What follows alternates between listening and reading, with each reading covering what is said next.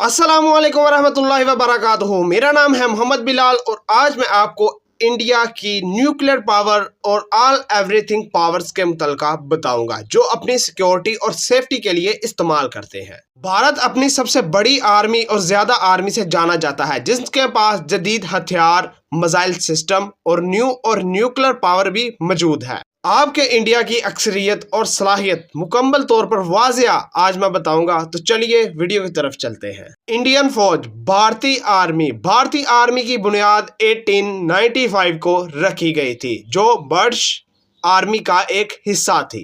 1947 में भारत ने आज़ादी के बाद अपनी एक आज़ाद फौज कायम की जिसमें वो उसका लीडर खुद इंतखाब कर सकते थे और खुद उन्हें हुक्म दे सकते थे। इंडियन आर्मी के अहम हथियारों की अब बात करते हैं। इसमें T-90 भीष्मा टैंक्स जो रूस से दरियाफ्त किए गए हैं और अब भारत इसे खुद बना रहा है। तोपें भी शामिल है इसमें जिसमें 155 मिलीमीटर से लेकर हमूस तक की रेंज रखने वाले ये मिसाइल सिस्टम भी इनके पास मौजूद। अब बात करते हैं हम इंडियन एयर फोर्स की कि उनके पास कौन कौन से लड़ाका तैयारे हैं और क्या क्या है।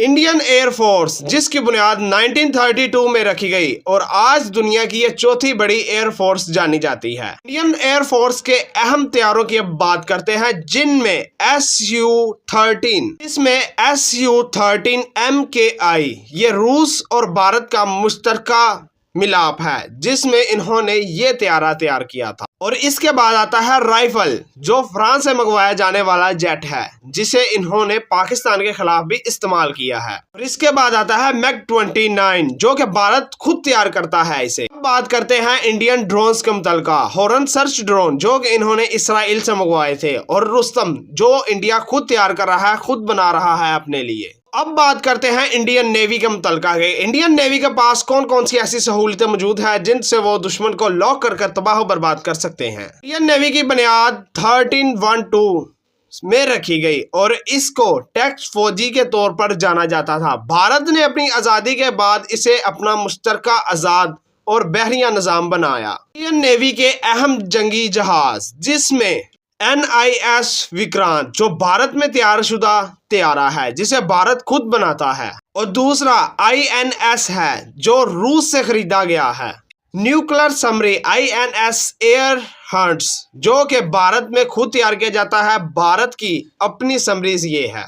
और अब बात करते हैं भारत के अहम मिसाइल प्रोग्राम की जो कि न्यूक्लियर मिसाइल है। भारत ने न्यूक्लियर पावर का पहला तजर्बा 1974 में किया और इन्होंने दूसरा तजर्बा 1998 में पूरा करके दुनिया को बताया कि हम भी एक न्यूक्लियर पावर रखते हैं। दुनिया ने यह बताया कि ट्राइड सलाहियत भी हम रखते हैं, जमीन पर रख के भी हम मिसाइल लॉन्च कर सकते हैं और उसे टारगेट कर सकते हैं। ये बताया कि हमारे पास एक लड़ाका तैयारा है जिसे राइफल कहा जाता है और ये भी बताया कि हमारे पास समुद्री सबमरीन भी है जिसे INS एयर हंट्स भी कहा जाता है। DRDO defence air research and development organisation ये इदारा भारत में मिसाइल, ड्रोन्स और डार वगैरह के सिस्टम बनाने के लिए जिम्मेदार है। अब बात करते हैं भारत के न्यूक्लियर पावर मिसाइल्स की जिनकी रेंज के मुतल्लिका मैं आज आपको बताऊंगा। अग्नि मिसाइल जो कि भारत के बहुत ज्यादा फासले पर टारगेट करके मारने वाला मिसाइल माना जाता है। अग्नि-1 जिसकी रेंज 700 किलोमीटर से लेकर 900 किलोमीटर तक अपने टारगेट को लॉन्च कर मारा जा सकता है। ये मिसाइल इन्होंने खास तौर पर पाकिस्तान को मारने के लिए बनाया है। उसके बाद आता है अग्नि-2 जिसकी रेंज 2000 से लेकर 3000 किलोमीटर तक अपने टारगेट को लॉक करके मार सकता है। ये खास तौर पर अग्नि-2 चाइना के लिए बनाया गया है जो मुश्तरका इलाकों को टारगेट करके तबाह कर सकता है। अब बात करते हैं अग्नि-3 की जिसकी रेंज 3500 से लेकर 5000 तक इसकी रेंज है। ये खास तौर पर अग्नि-3 चाइना को मुकम्मल तौर पर तबाह करने के लिए बनाया गया था। अग्नि-4 अब इसकी बात करें, ये मिसाइल 4000 किलोमीटर की रेंज में अपने टारगेट को लॉक करके तबाह बर्बाद कर सकता है। इसके बाद जो मिसाइल आता है अग्नि-5 जिसकी रेंज 5000 किलोमीटर है और ये अपने टारगेट को लॉक करके तबाह कर सकता है। इसके बाद जो आता है वो है ब्लास्ट मिसाइल जो ICBM ने हाल ही में मुतारिफ करवाया मिसाइल।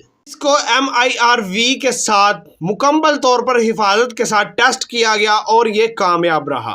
तो अब बात करते हैं भारत के उन मिसाइल की जिनकी हमें बात करनी चाहिए थी, पृथ्वी मिसाइल, जो कि बहुत ही इंतहाई न्यूक्लियर पावर के साथ बनाए गए हैं।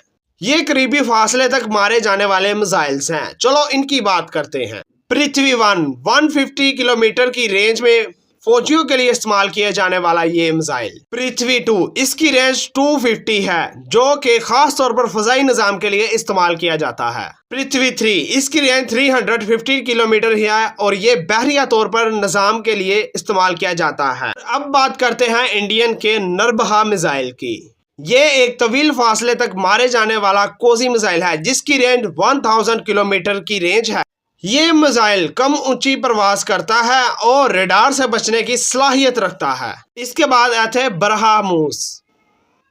अब इस मिसाइल की बात करते हैं, ये कौन सी ऐसी ताकत है।